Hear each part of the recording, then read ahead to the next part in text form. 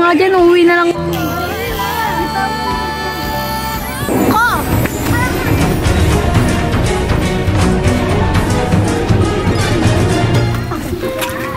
Kung ano ko kaya sa bibig, sugatan ko kaya yung bibig mo para wala nang lumabas na insulto.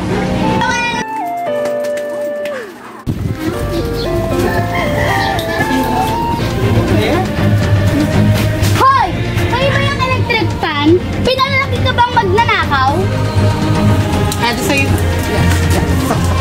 Saka hindi naman yan sa'yo, sinuha mo lang yan. Ikaw, huwag ka nga sumabat pag kinakausap ko siya. Ay. Sa batera kayo, no? Ay. Ako naman bigla. Pagtataasan yung bata sa'yo. Nakakaya ka rin. Wow, bata! Parang tingin ko nga sa kanya, gurang. Eh, ikaw, putong lupa. At saka po tinitin. Bilisin nga kung kaya mo. Oh, kaya ka ba? Sabi sa inyo, huwag niyo akong sasabihin. Dapat lang yung sa'yo dahil lampas lupa ka. Hindi naman sa kanya yun. Di ba sinabihan na kita kanina, huwag kang sasabihin pag kinakausap siya. Ay, wag mong antayin na maubos ang pasensya ko sa katulad mong hampas lupa. Wala akong pakialam sa pasensya mo. Ay, pasensya. Eh, kung mood kaya kita na sa lupang yan, pati sa mga tae na nakakaharang ng mga kapatid mo. Huwag mo idadamay dito ang kapatid ko. Tara, nawalan ako ng gas.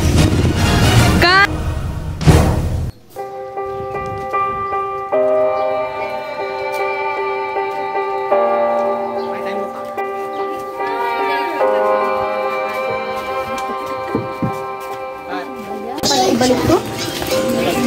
Oh, yung electric fan mo. Ngayon mo lang binalik. Anong nangyari dyan sa kamay mo? Wala ka na doon. Smusok talaga to. Ano nararamdaman ko? Sakit. Oh, nasugatan ka niya. Oh my gosh!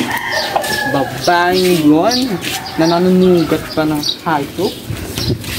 Hoy babae! Sinugatan! Pakialam ko. Ikaw na naman?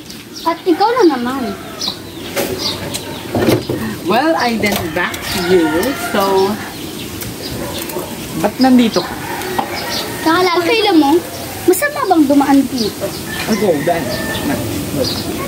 Dapat ngayon ko lagarin namin kasi ito. Ayaw ka. Ano sabi mo? Ay, hindi ko ulitin. Ikaw ang dadaanan namin dahil ikaw ay... Hampas lupa. At pinagtutulungan niyo ba? Pwede ka nang dumaan. Daan! Daan na po. Po, ayan na, gumalang na ako ha. Po. Daan You na may po. start. No!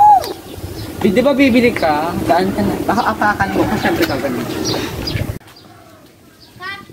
Kasi Claire, no? Naging palaban na. Bukas na sa akin. Ako din naman. May surprise ako sa kanya. Alam mo yung pulbo?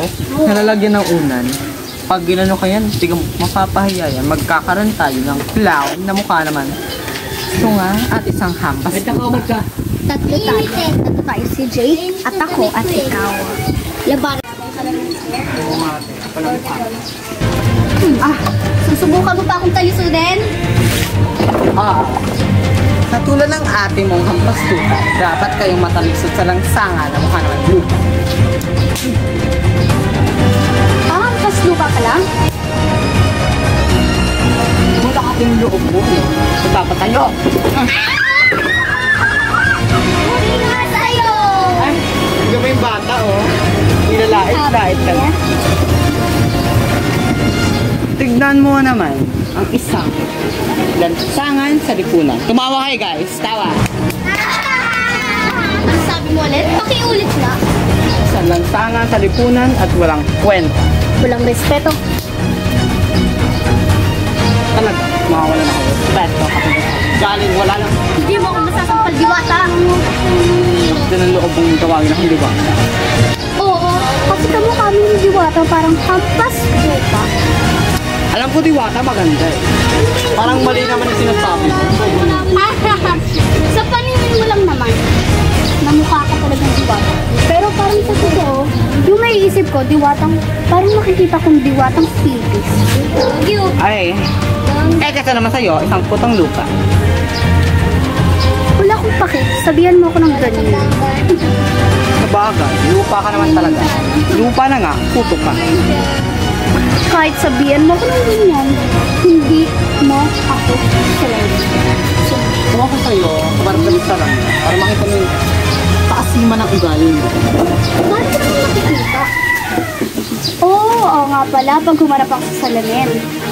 Baka pag humarap ako sa salamin, makita ko pa rin yung pagmumukha mo. Ikaw kaya, kahit bumili ka pa ng madaming mo sa Mall of Asia, kung gusto mo pa ang mga damit dito, hindi mo matatakpan ang kaasiman ng ugali mo. Nahiya naman ako sa ugali mo. Pagsama nga akong dalawa. Pagsama na ito. Sama na yun ang ate mo. Hindi daw ako. Hindi ko na ako sa inyo, Alam ha? mo, dapat dito